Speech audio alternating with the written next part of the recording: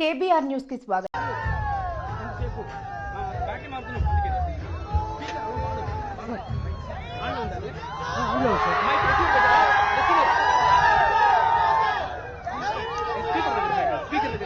అది ఎక్కువ లాగా దూరం పెట్టుకోండి సార్, నాయిస్ వచ్చేస్తుంది.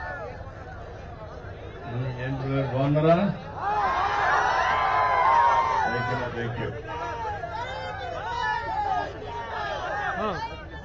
అందరికీ నమస్కారాలు.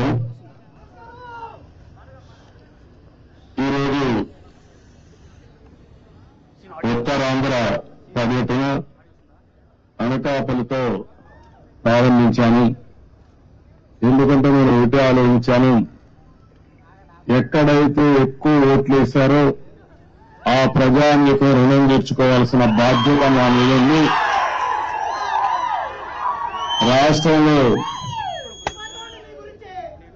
రాష్ట్రంలో ఎక్కువ ఓట్లు ఉన్న ప్రాంతం ఈ ప్రాంతం ఎక్కువ పడింది. ఈస్ట్ గోదావరి, వెస్ట్ గోదావరి తర్వాత విశాఖపట్నం అయితే 5 లక్షల ఓట్లు పడ్డాయి. ఒక్కొక్క నియోజకవర్గంలో 70-80 వేల ఓట్లు పడ్డాయి. ఇక్కడ కూడా రమేష్ గారిని మీరు ఎంపీగా గెలిపించారు, అనిత గారిని ఎమ్మెల్యేగా గెలిపించారు. మామూలు మెజార్టీ కాదు, కళ్ళు తిరిగే మెజార్టీతో గెలిపించారు. అందుకే నేను కూడా మీ రుణం తీర్చుకోవాలని నేరుగా ఇక్కడికే వచ్చా. నేను ఒకటే మీ అందరికీ విజ్ఞప్తి చేస్తున్నా, భగవంతుడు నాకు ఎంత శక్తి ఇస్తే అంత శక్తి ఉపయోగించి మీ రుణం తెచ్చుకుంటాం. ఈరోజు మీరు చూస్తే ఒక పక్క తెలుగుదేశం, ఇంకో పక్క జనసేన, ఇంకో పక్క బీజేపీ, 3 పార్టీలు కూడా కూటమిగా ఏర్పడి ఎన్డీఏలో మనం ముందుకు పోయాం. మీరు చూస్తే ఏదైతే అరాచకాలు చేసిన వ్యక్తిని, తప్పులు చేసిన వ్యక్తిని ప్రజాకోర్టులో ఏ విధంగా శిక్షించారో మొన్న ఎన్నికలకు ఉదాహరణ మాత్రం. ఎవరైనా సరే రాజకీయాల్లో విడిగితే వాళ్ళని కరెక్ట్ చేసే శక్తి మా ప్రజానీకానికి ఉంది. అదే మొన్న జరిగింది. ఈరోజు నేను ఎన్నోసార్లు మేమందరం చెప్పాం, ప్రజలు గెలవాలి, రాష్ట్రం నిలదొక్కోవాలి. ప్రజలు గెలిచారు, గెలిపించారు. రాష్ట్రం నిలదొక్కోవడానికి మా బాధ్యత మేము చేస్తాం. మీరు కూడా పూర్తిగా సహకరించమని ప్రజలందరినీ కోరుకుంటున్నాం. ఇటీవల 3 వాస్తవ పత్రాల్ని, ఏవైతే వైట్ పేపర్లు 3 పబ్లిసైజ్ చేశాను నేను, అందులో పోలవరం కూడా ఉంటుంది. ఈరోజు నేరుగా పోలవరం కెనాల్ కోసం వచ్చాను. ఉత్తరాంధ్ర సుజల స్రవంతి, ఈ ఉత్తరాంధ్ర సుజల స్రవంతి పూర్తి చేస్తే అనకాపల్లి జిల్లా గాని ఈ ప్రాంతం అంతా కూడా బ్రహ్మాండంగా అభివృద్ధి అయ్యే పరిస్థితి వస్తుంది. ఒక్క అనకాపల్లి జిల్లాలో 2,80,000 ఎకరాలకు నీళ్లు ఇచ్చే అవకాశం వస్తుంది. త్రాగునీటి సమస్య పూర్తిగా పరిష్కారం చేసే పరిస్థితి వస్తుంది.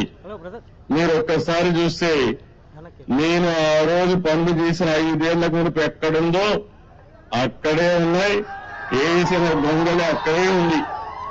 ఏం తమ్ముళ్ళు ఒక్క ఇటుకేదన్నా పని చేశారా అని మిమ్మల్ని అడుగుతున్నా. ఏమన్నా ఎక్కడైనా ఒక తట్ట మట్టి వేశారా అని నేను అడుగుతున్నా. వీళ్ళు చేసింది గోతులు దిగారు, గుంతలు తీశారు. బాగు చేయలేదు కానీ గుంతలు తీసే పరిస్థితికి వచ్చారు. ఈరోజు మీరందరూ ఆలోచిస్తే Uttarandhra Sujala Sravanthi left main canal 214 కిలోమీటర్లు రావాలి. ఇప్పుడే దీనిపైన మీరు ఒకసారి చూస్తే పోలవరం నేను 72% ఆ రోజు పూర్తి చేస్తే ఈ దుర్మార్గులు వచ్చి 72% పూర్తి చేసిన డయాఫ్రామ్ వాళ్ళు పూర్తయితే దాన్ని గోదావరిలో కలిపేశారు. కాల్ఫర్ డ్యాములు డ్యామేజ్ అయినాయి. 2021 జూన్కు నీళ్లు రావాల్సిన పోలవరం ఇప్పుడు ఎప్పుడు వస్తుందో చెప్పలేని పరిస్థితి తీసుకొచ్చారు. ఏదేమైనా పోలవరం ఈ రాష్ట్రానికి ఒక వరం. ఉత్తరాంధ్ర సుజల స్రవంతి పూర్తి చేసుకుని పోలవరం ద్వారా గోదావరి నీళ్లు మనం తెచ్చుకోగలిగితే ప్రతి ఎకరాకు నీళ్లు ఇచ్చే అవకాశం వస్తుంది. కరువు అనే సమస్య ఉండదు. అందుకనే ఈ రోజు ఇక్కడికి వస్తానని ఒకటే ఆలోచించాను. పురుషోత్తపట్నం లిఫ్ట్ ఇరిగేషన్ పెట్టాం. ఇంకో పక్కన అక్కడనే పుష్కర లిఫ్ట్ కూడా ఉంది. 2 లిఫ్ట్లు చూసి పోలీస్ అరవాల్సిన పని లేదు. ఆ లీడర్స్ పంపి అక్కడ నిలబడుకుంటారు. మీరు అనవసరం గొడవ చేయొద్దండి. మనకు ముందు పార్టీ వాళ్ళే ఉండేవాళ్ళం. ఇప్పుడు అదనంగా గవర్నమెంట్ తోటి పోలీసులు కూడా ఉంటారు. మన లీడర్స్ జాగ్రత్తగా ఆర్గనైజ్ చేసుకోండి.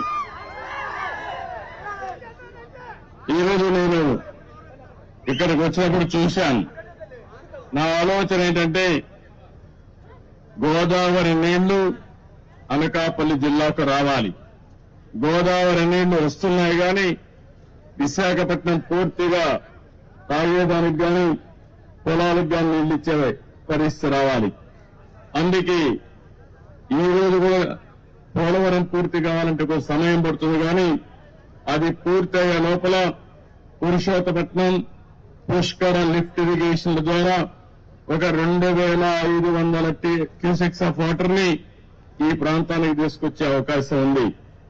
అందుకే దీనికి ప్రాధాన్యత ఇస్తాం. ఇక్కడైతే అక్విడెట్ నేను చూశాను, ఈ అండర్ పాస్ కూడా వేయాలి. ఈ 2 కూడా వార్ ఫుటింగ్ మీద ఈ రోజే టెండర్లు పిలిచి పూర్తి చేసే బాధ్యత ఇంజనీర్లకు అప్పచెపుతున్నానని చెప్పి కూడా నేను మీకు తెలియజేస్తున్నాను. కాలయాపన లేదు, ఇమ్మీడియట్ గా చేయాలి. అదే మరిగా వచ్చిన డబ్బులు అక్కడక్కడ అరాకొరా ఖర్చు పెడితే పనులు పూర్తి కావాలంటే చాలా సమయం పడుతుంది. అందుకని ఒక 800 కోట్ల రూపాయలు ఖర్చు అవుతుంది 93 కిలోమీటర్స్ వరకు పూర్తి చేసుకుంటే. దీనివల్ల దగ్గర 1,00,000 ఎకరాలకు ఈ అనకాపల్లిలో నీళ్లు ఇచ్చే అవకాశం వస్తుంది. ఇప్పుడే ప్రారంభించమంటున్నా. ఎంత వీలైతే అంత తొందరలో పూర్తి చేసి ఉత్తరాంధ్ర సుజల స్రవంతి ద్వారా ఉత్తరాంధ్ర ప్రజానీకు రుణం తెచ్చుకుంటాం. అది పూర్తి చేసిన తర్వాత ఫర్దర్ గా ముందుకు తీసుకుపోతాం.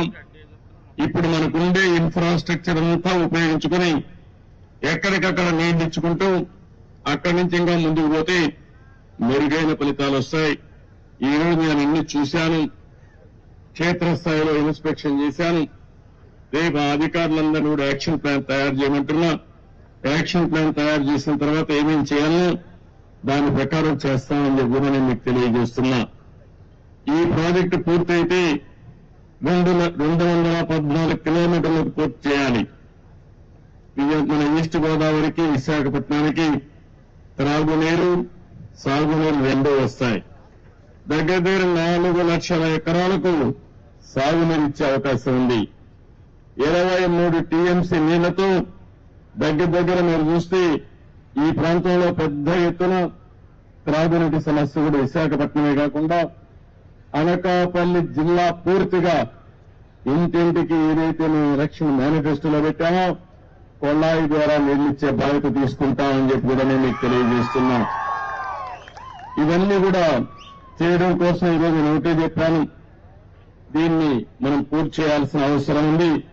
ఇప్పుడే నేను చెప్పిన ఫిగర్స్ లో కూడా మన వాళ్ళు చెప్పింది 800 కోట్ల రూపాయలు ఖర్చు పెడితే 93వ కిలోమీటర్ వరకు 2,20,000 ఎకరాలకు నీళ్లు ఇస్తాం, సాగునీరు ఇస్తాం. 2,20,000 ఎకరాలకు ఈ జిల్లాలో నీళ్లు ఇవ్వగలిగితే నా జన్మ సార్థకమైనట్టు అవుతుంది. అది కూడా మొదటి విడతలు ఫేజ్ 1. అక్కడి నుంచి ఫేజ్ 2కు తీసుకెళ్తాం. ఈ ఉత్తరాంధ్ర సుజల స్రవంతి వంశధార వరకు వెళ్తుంది. వంశధార గోదావరి, కృష్ణ, పెన్నా నదుల అనుసంధానం చేసి ఈ రాష్ట్రంలో కరువు లేకుండా చేయాలనేది ఎన్డీఏ అభీష్టం అని చెప్పి కూడా నేను మీకు తెలియజేస్తున్నా. ఇక్కడ షుగర్ ఫ్యాక్టరీ విషయం కూడా చెప్పారు, వాళ్ళకు కూడా హామీ ఇస్తున్నాను. 3 షుగర్ ఫ్యాక్టరీలు ఉన్నాయి. ఆ 3 షుగర్ ఫ్యాక్టరీలు కూడా పడకేసే పరిస్థితికి వచ్చింది. అసమర్థ ప్రభుత్వం ఏమాత్రం ఆలోచించలేదు. దీనివల్ల కూడా ఇబ్బందులు ఉన్నాయి. నేను అందుకని ఈ మధ్యకాలంలో మనం చూస్తే షుగర్ ఫ్యాక్టరీస్ లో కూడా చక్కెర తినే వాళ్ళు తగ్గిపోయారు. ఎందుకంటే ప్రతి ఒక్కరికి బాడీనే షుగర్ ఫ్యాక్టరీగా తయారైపోయింది. కాబట్టి చక్కెర తినే వాళ్ళు తగ్గారు, కానీ ఎథనాల్ తయారు చేసుకోవడానికి ఉపయోగపడుతుంది. ఇది సస్టైనబిలిటీ ఉండాలి, రైతులకు న్యాయం జరగాలి, రైతుల భాగస్వామ్యంతోనే పనిచేయాలి. అందుకని ఇక్కడే పార్లమెంటు మెంబర్ రమేష్ ని, అదే మరి అనిత గారిని, ఇద్దరిని చెప్తున్నా, ఇక్కడే ఎమ్మెల్యేస్ కూర్చొని వర్కౌట్ చేయండి.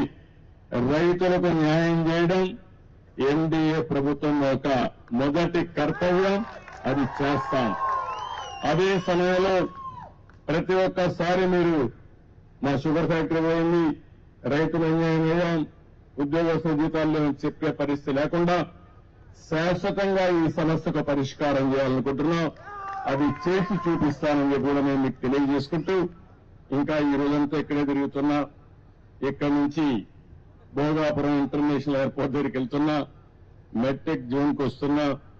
ఈ జిల్లాలో మొట్టమొదటిసారిగా నా పర్యటన మీరు చూస్తే పోలవరం అయింది, ఆ తర్వాత అమరావతి అయింది, నాకు ఓట్లేసిన కుప్పం కాన్స్టిట్యున్సీ పోయాను, ఆ తర్వాత ఢిల్లీకి పోయి మన రాష్ట్రంలో మొత్తం దివాలా తీశాం.